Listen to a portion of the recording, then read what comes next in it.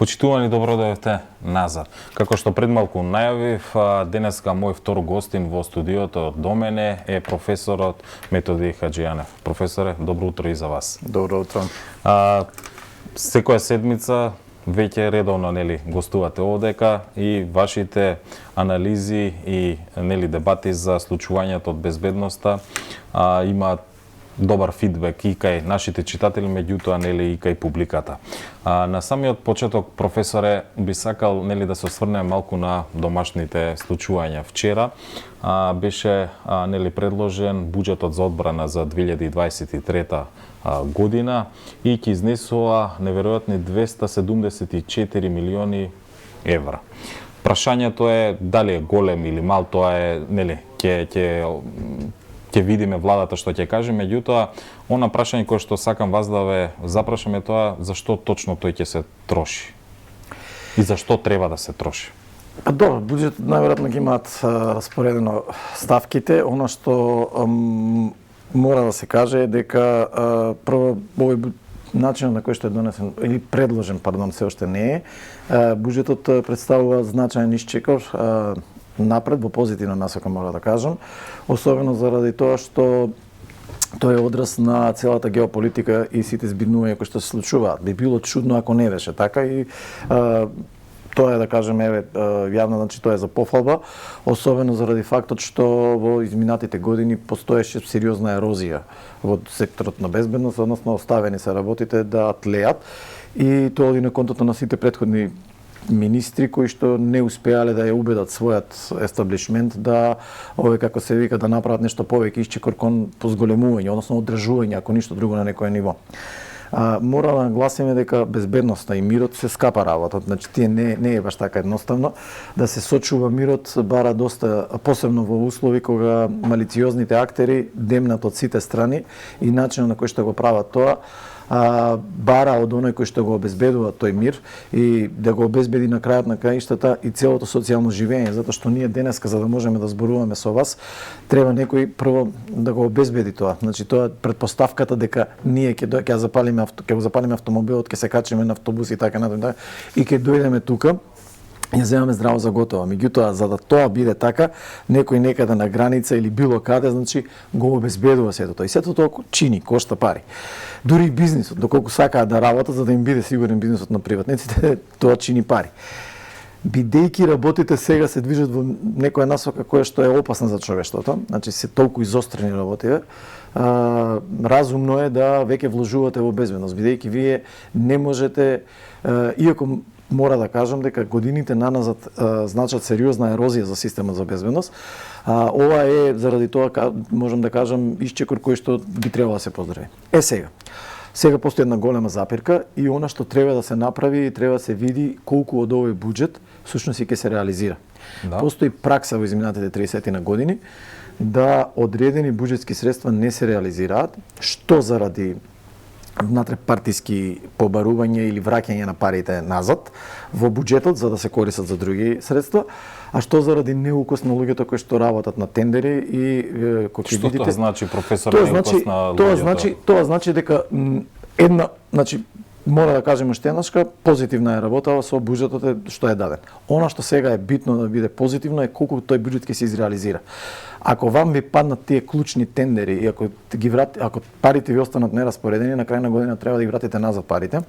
Обврските кои што сте ги презеле вие со било кое буџетирање, не само во одбраната. Сега пред малку со претходниот како се вика гостин разговаравте исто, значи како пренамениле средства. Пренаменувањето на средствата е всушност опасна работа, особено заради тоа што плановите кои што ви останале во ваков значаен сектор ќе треба да ги преселите во идната година. Дел од тие планови што ќе ги преселите можни, значи тоа е окей да ги преселите. Добро. Ама има дел кои што не може да трпат такво нешто, заради тоа што се поврзани со рокови, одржување, набавка на капацитети, градење на капацитети, подигање на капацитети и секако како се вика одредени трошкови или режиски работи кои што се неопходни за да може да функционираат системот, односно како таков. Тоа само по себе сега значи дека паралелно со ова, мощно битно е колкава ќе биде реализацијата на овој буџет, односно како ќе биде реализиран буџетот.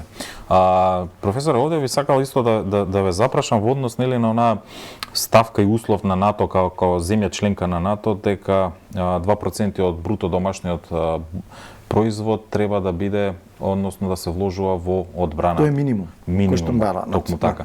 Македонија заостанува во тој сегмент.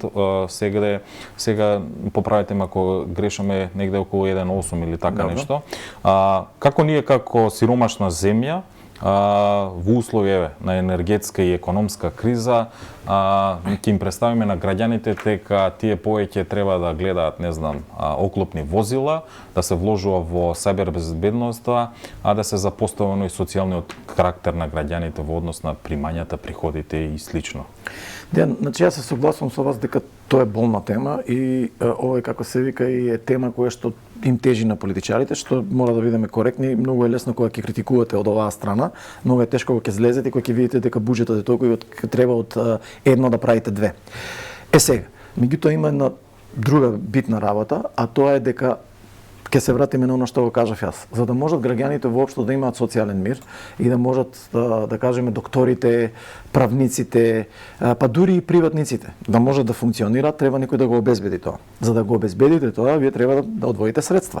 Секој прво што прави го обезбедува бизнисот и вложува во тие за тоа, да кажеме да го осигура тој бизнис. Ако не го осигурате тој бизнис, можете многу повеќе да загубите. Што значи тоа?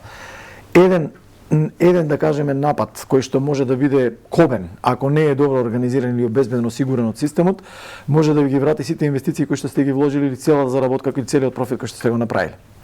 Да скратам, факт е дека вложувањето во безбедноста од наивна гледна точка или чисто економска гледна точка може да се гледа како да кажеме кочница во прогресот и во развојот, но ако постои паметен систем кој што го менаџира се тоа, може од тоа да направи многу. Например, наменската индустрија да ја свртите да придонесува за одбраната, да расне безбедноста, но да го стимулирате и бизнисот.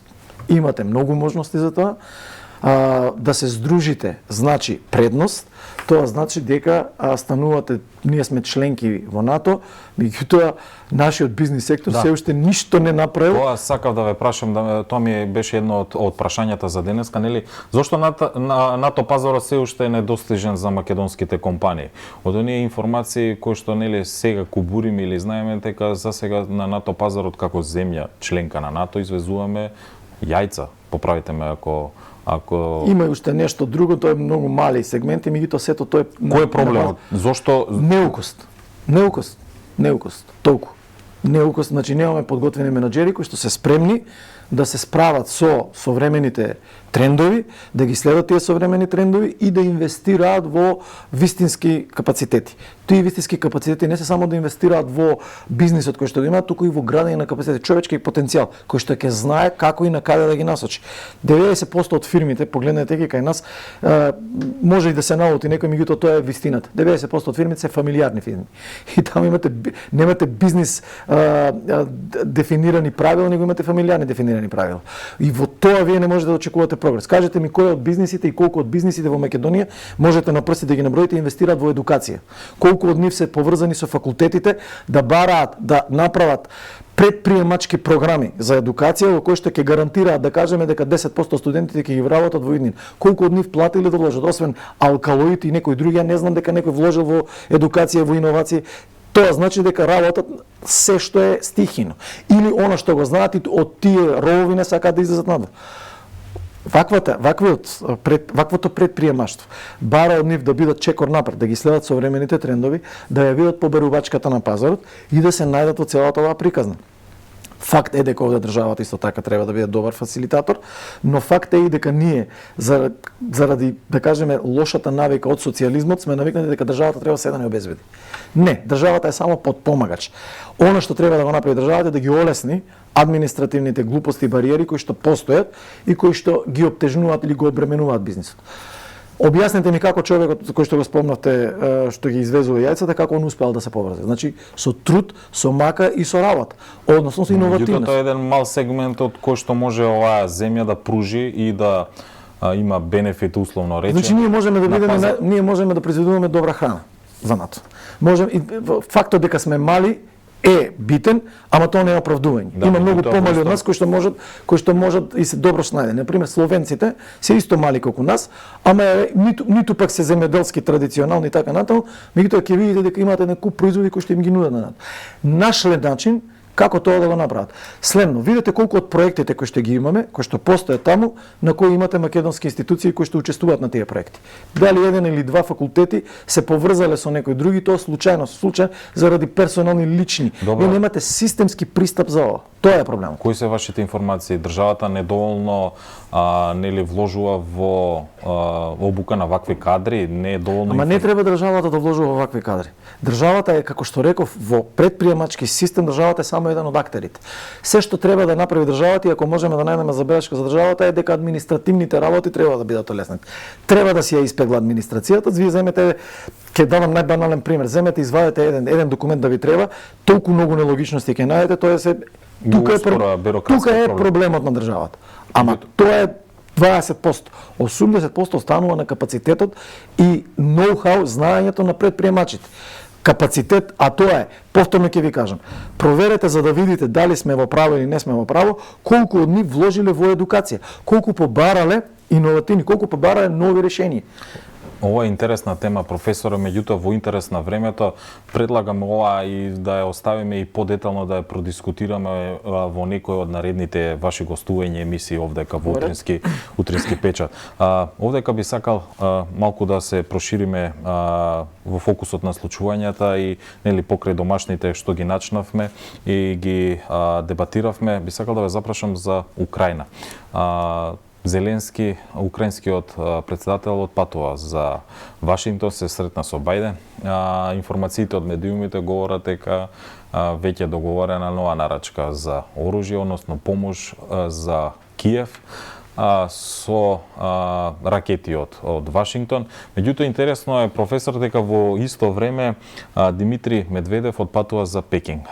Една од темите кои што нели покрај Украина и барањето поддршка за случувањата од Кина за Украина допринесе во исто време едните да одат во Вашингтон, а Москва да отпатува на средба во Пекинг. Што значи ова, професоре, на геополитичката карта? Ова е одраз на дополнителната поларизација за која што начнавме уште на почетокот на овој форум, зборевме на почетокот на овој форум, а таа поларизација доправа ќе се продлабочува.